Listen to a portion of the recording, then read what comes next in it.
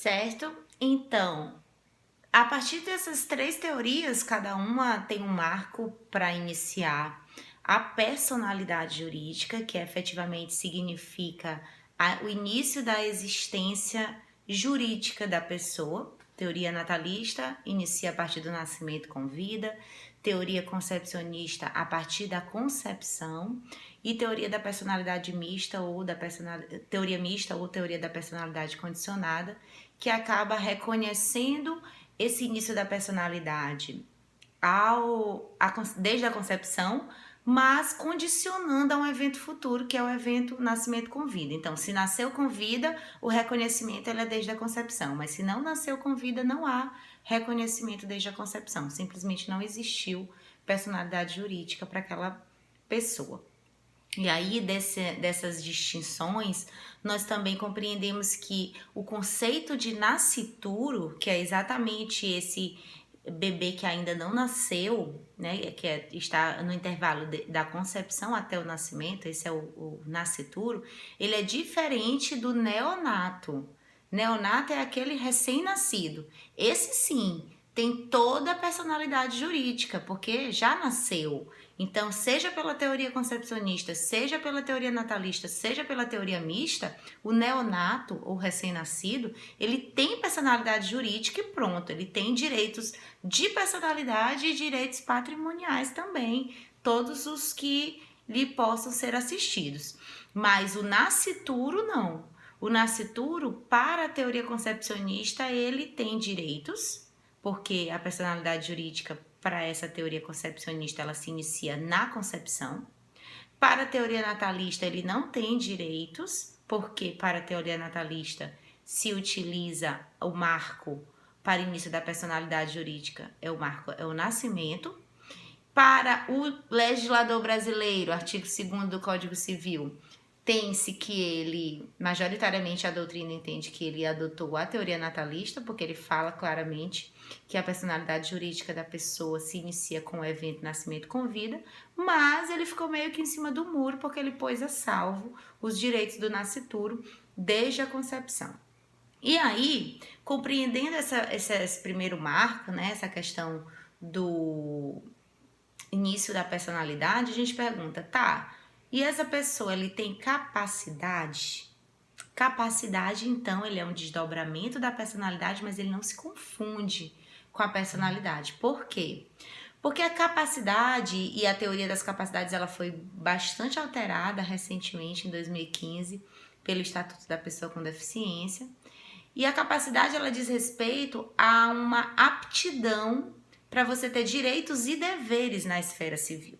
Então, dessa forma, quando a gente fala de capacidade, a gente pode falar de pessoas absolutamente incapazes, então que não têm capacidade, relativamente capazes ou absolutamente capazes.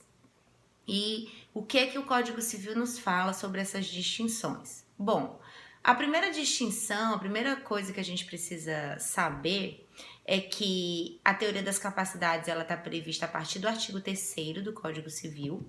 E lá no artigo 3º, hoje, nós temos uma única possibilidade para alguém ser considerado absolutamente incapaz, que é ser menor de 16 anos.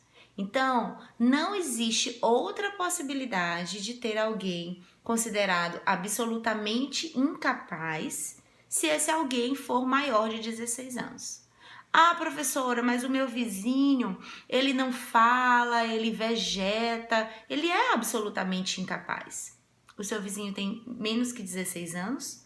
Não, professora, ele tem 20. Não, então ele não é absolutamente incapaz, segundo a nossa legislação atual.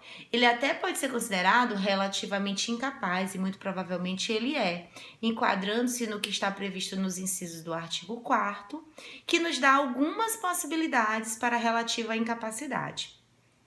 As possibilidades trazidas pelo artigo 4º para a relativa incapacidade, elas estão condicionadas à idade, professora? Sim.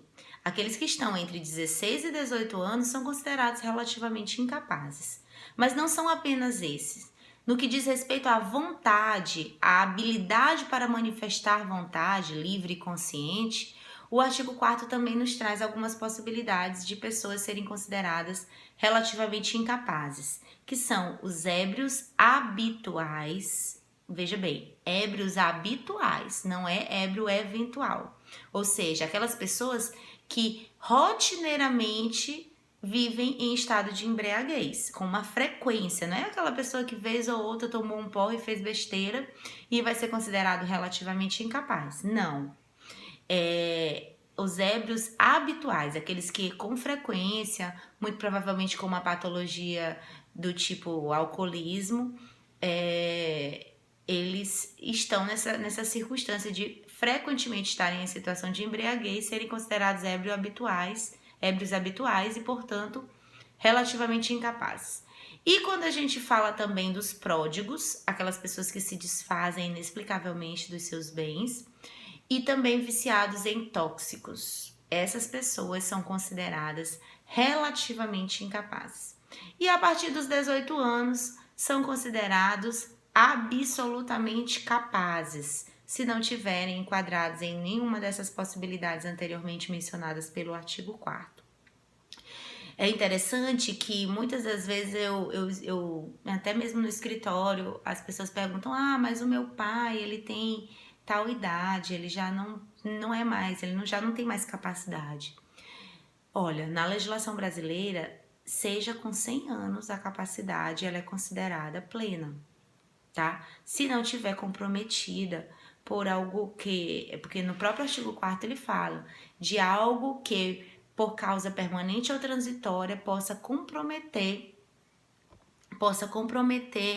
a capacidade cognitiva. Deixa eu olhar bem aqui exatamente como é que a legislação dispõe sobre isso.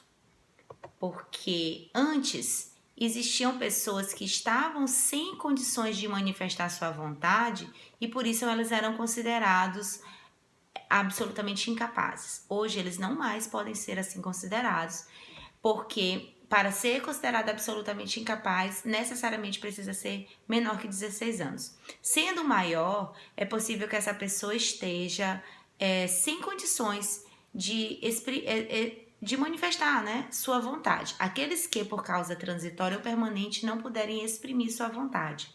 Esses podem ser considerados relativamente incapazes, tá?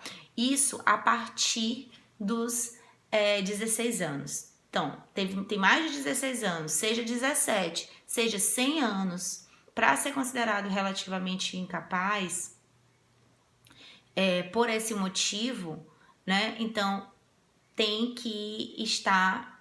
Perdão, deixa eu voltar aqui, me desorganizei aqui no raciocínio. 16 a 18 anos, relativamente incapaz. Professora, e se a pessoa tem 19 anos e não consegue manifestar sua vontade? Teoricamente, pela idade, ele já é absolutamente capaz, mas em razão dessa circunstância que dificulta, né, que pode ser uma circunstância permanente ou transitória, mas que dificulte com que ele possa exprimir sua vontade, ele é considerado relativamente incapaz, certo? E eu fiz todas essas considerações porque existem algumas consequências dessa relativa incapacidade, absoluta incapacidade ou absoluta capacidade. Bom, a pessoa que ela é considerada absolutamente incapaz, ela precisa ser representada, ou seja, substituída legalmente por alguém. Então, uma pessoa que tem menos de 16 anos, ela é representada pelos seus pais. Ele é o seu substituto legal. E os atos por ela praticados são atos nulos, ou seja, eles nunca existiram, eles não podem produzir efeitos, os atos praticados por absolutamente incapazes. Já os relativamente incapazes, eles necessitam ter um apoio, um suporte, que é o que a gente chama de tomada de decisão apoiada ou assistida, mas não necessariamente uma substituição. E por isso, os atos por eles praticados, eles são atos anuláveis. Ou seja, um ato que ele é anulável, ele pode ser anulado, mas ele também pode ser convalidado, ou seja, ele pode ser confirmado. E essa consequência jurídica, ela é bem diferente da consequência da nulidade. A anulabilidade, ela pode ser revertida em inválida, mas a nulidade, não.